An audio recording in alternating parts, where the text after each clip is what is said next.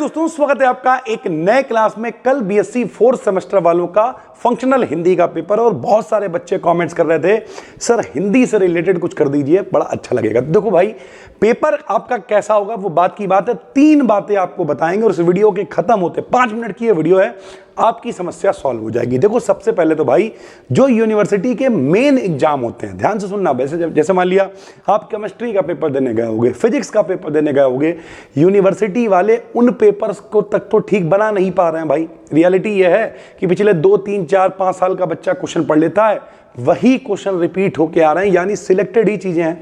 तो फिर ये जो भैया को करिकुलर वगैरह वाले एक्स्ट्रा सब्जेक्ट वाले आपके पेपर हो रहे हैं हिंदी के, या फर्स्ट सेमेस्टर में आपने दिया था फूड न्यूट्रिशन हाइजीन, इस तरीके का, ये पेपर सरल भाषा में कहें तो सिर्फ और सिर्फ एहसान के लिए होते हैं। सर जी फिर हमें क्या करना चाहिए? देखो भैया, हिंदी का पेपर है तो हम आपसे ये भी नहीं कहेंगे बिल्कुल बिना पढ़े चले जाओ। हम आपको मेरे भाई मोस्ट इंपॉर्टेंट 300 क्वेश्चंस दे रहे हैं भाई, ठीक है।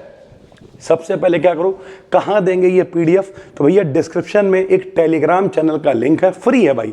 BDKDN BSc ज़्यादातर लोग जुड़े हुए हैं, तो डिस्क्रिप्शन में हम लिंक डाल रहे हैं, उसे क्लिक करो और तुरंत हम ये पीडीएफ यहाँ पे शेयर कर रहे हैं भाई, ठीक है। दूसरा काम ये करो मेरे भाई कि बिल्कुल भी घबराओ नहीं। क्यों? क्योंकि अगर आपके पेपर में विकल्प आएंगे तो कई विकल्प ऐसे होते हैं जो पता चलते ही, पढ़ते ही पता चल जाते हैं इसका क्या आंसर होगा। जैसे हम कहें बैंकिंग और आर्थिक, ठीक, व्यापारिक लेन देन से संबंधित अनुवाद को क्या कहा जाता है? तो अगर हम देखें, क्या साहित्यिक कहा जाता है, ठीक, कार्मिक कहा जाता है, कार्यालयी कहा जाता है, या फिर वाणिज्यिक यानी कॉमर्स से रिलेटेड होता है? तो बैंकिंग वाला जितना सेक्टर होता है सब वाणिज्य से रिलेटेड है, तो जाहिर सी बात है इसका यही वाला विकल्प ठीक हो जाएगा भाई, ठीक है।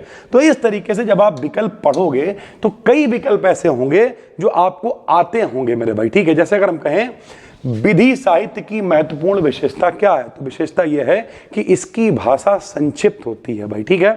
उसके अलावा भारतीय संविधान में हिंदी राजभाषा कब बनी? तो 1949 में बनी। तो ये हमने आपको पूरी पीडीएफ दे दी है भाई, जिसमें आपको क्या करना है, एक बार बैठ के इन सारे क्वेश्चंस को देख डालना है, ठीक है, और उसके बाद चले जाना है। तरीका पेपर को हल करने का वही जो हमने आपको बताया था। सबसे पहले क्या है, एक पहले क्वेश्चन से आप देखना शुरू करो कि कौन सा वो क्वेश्चन है जो आपको एग्जैक्ट आता है, वो लगाइए। उसके बाद कौन सा वो क्वेश्चन है जो आप कर सकते हो, यानी थोड़ा दिमाग लगाना पड़ेगा, या ऑप्शन से पता चल रहा है, जैसे अभी हम लोगों ने बैंक को वाणिज्य से कनेक्ट किया। और तीसरा मेरे भाई, कौन सी निगेटिव मार्किंग है? जितने क्वेश्चन हैं सब करने हैं, निगेटिव मार्किंग नहीं है तो भैया तुक्का भी लगाओ, कोई फर्क नहीं पड़ता है। पेपर अगर आप पूरा करके आओगे तो बहुत आराम से ऑब्जेक्टिव पेपर में बहुत अच्छे नंबर आप ले आओगे। हमने एक वीडियो ऐसी भी बनाई है कि भैया तुक्का लगाने का सही तरीका क्या है। तो किसी विकल्प में अगर उपयुक्त सभी है तो ज्यादातर का आंसर उपयुक्त सभी होता है, ठीक है। ज्यादातर विकल्प बी वाले सही होते हैं। बहुत सारी हमने चीजें भी बताई हुई हैं, तो आप उस वीडियो को भी देख सकते हो। फिलहाल ये 300 क्वेश्चन आपको मोस्ट इंपॉर्टेंट हम दे रहे हैं। डिस्क्रिप्शन में भैया लिंक है, क्लिक करके ज्वाइन कर लो और ये पीडीएफ पूरी देख डालो। आपको हिंदी की बेसिक जितनी भी नॉलेज है वो सब कुछ आ जाएगी और उसके बाद आप कल बहुत अच्छे से जाके पेपर कर पाओगे। जैसे टेलीग्राफ के लिए हिंदी में कौन सा शब्द इस्तेमाल करते हैं?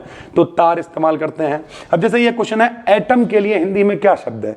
दुनिया जानती है एटम को परमाणु कहते हैं। तो जब आप इसे पढ़ने बैठोगे, परमाणुओं के विभाजन को क्या कहते हैं? विखंडन कहते हैं, टूटना कहते हैं भाई, ठीक है। तो देखो, हम सारे क्वेश्चन पढ़ रहे हैं और उनमें से लगभग वैसे ही क्वेश्चन आपको दिखेंगे जो आपको आते होंगे भाई, ठीक है।